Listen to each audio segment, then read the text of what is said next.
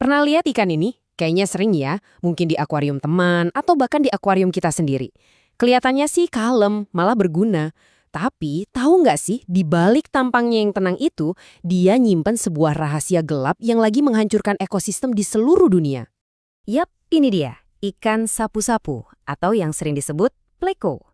Kita kenal banget kan sama ikan ini, si pahlawan kecil di akuarium, pembersih alga yang rajin banget.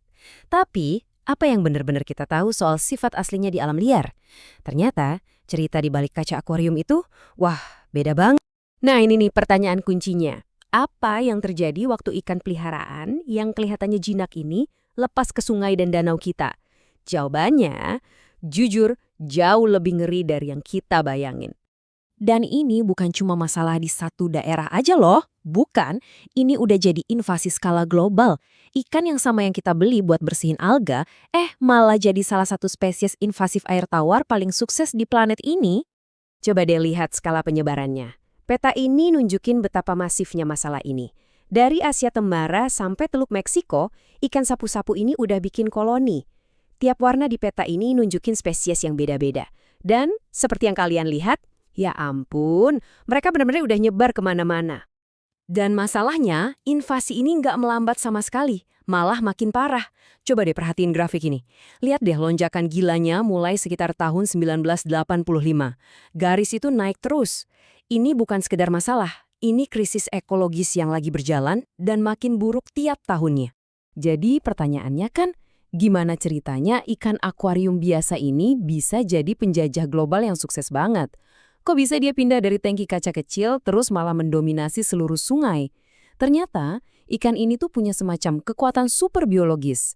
Yuk kita bedah apa aja yang bikin dia jadi penjajah yang sempurna. Seolah-olah alam tuh udah ngebekali dia dengan senjata lengkap buat bertahan hidup dan menaklukkan lingkungan baru. Coba lihat deh kemampuannya. Badannya itu kayak pakai baju zirah, jadi aman dari predator. Dia bisa hirup udara, jadi air kotor bukan masalah. Tahan polusi, udah pasti. Tumbuhnya super cepat, berkembang biaknya banyak banget, dan dia bakal makan, ya ampun, apa aja. Ini benar-benar mesin bertahan hidup yang sempurna. Oke, jadi kita tahu mereka ini tangguh. Tapi kan, cuma karena dia tangguh, bukan berarti dia jadi ancaman kan?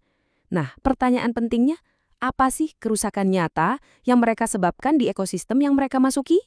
Nah, untuk cari tahu jawabannya, kita langsung aja lihat sebuah studi kasus di India. Di sana, para ilmuwan mutusin buat investigasi langsung. Mereka nggak cuma mau ngamatin, tapi mau benar-benar ngukur seberapa parah sih dampak dari si penjajah ini. Oke, ini dia nih para aktornya. Di satu sisi ada si penjajah, ikan sapu-sapu. Di sisi lain ada dua ikan asli India yang penting banget buat nelayan lokal, ikan mas rohu dan lele mentega. Jadi, panggungnya udah siap nih buat pertarungan antara si pendatang dan si pribumi. Penelitinya punya dua pertanyaan yang super spesifik. Pertama, bener nggak sih ikan sapu-sapu ini makanin telur ikan asli? Dan kedua, apa cuma dengan keberadaan mereka aja udah cukup buat ngerugiin ikan-ikan lain yang coba hidup di sampingnya? Dan hasilnya, wah, buktinya bener-bener telak, jauh lebih parah dari yang dibayangkan sebelumnya. Ini dia angka yang paling bikin syok. Lebih dari 90%. Sebanyak itulah telur ikan asli yang ludes dimakan sama ikan sapu-sapu. Bukan cuma dimakan loh, mereka ini secara aktif milih makan telur ikan dibanding makanan lain. Ini kan sama aja kayak serangan langsung ke masa depan ikan-ikan asli itu. Nggak berhenti di situ aja, grafik ini nunjukin sesuatu yang lebih halus tapi sama jahatnya. Lihat deh bedanya pertumbuhan ikan asli waktu ada ikan sapu-sapu di dekatnya. Jadi, bahkan tanpa dimakan langsung pun, keberadaan mereka aja udah bikin ikan asli jadi kelaparan dan kerdil. Dan ini bukan kira-kira ya. Studi tahun 2025 ini nyatet penurunan pertumbuhan yang drastis, sampai 36,7%. Coba deh bayangin dampaknya buat nelayan yang hidupnya bergantung dari ikan-ikan ini. Angka ini benar-benar nyata dan punya konsekuensi ekonomi yang parah banget. Tapi penting banget nih buat kita ingat, kalau kasus di India ini cuma satu bab dari cerita yang jauh lebih besar.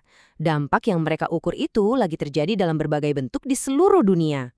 Nah, tabel ini ngerangkum kerusakan yang lebih luas, skalanya udah global, berdasarkan studi tahun 2018.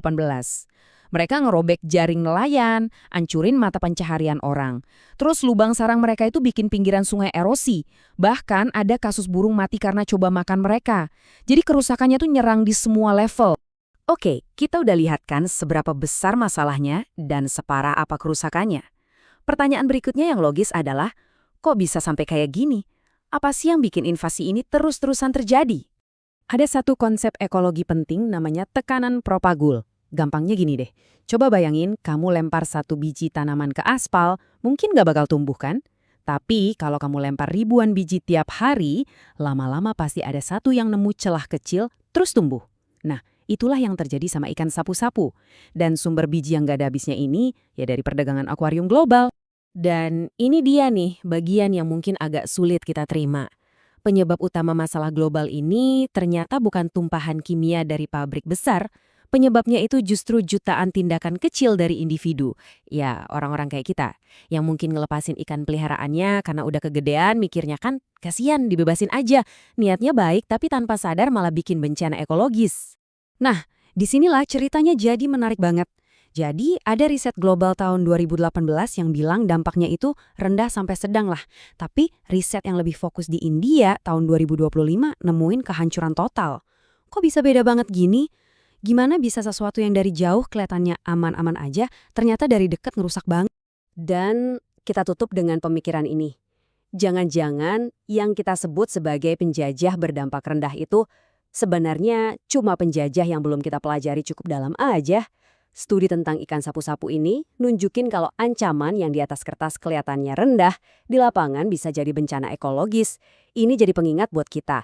Kalau kadang-kadang rahasia paling kotor itu justru yang ada di depan mata kita.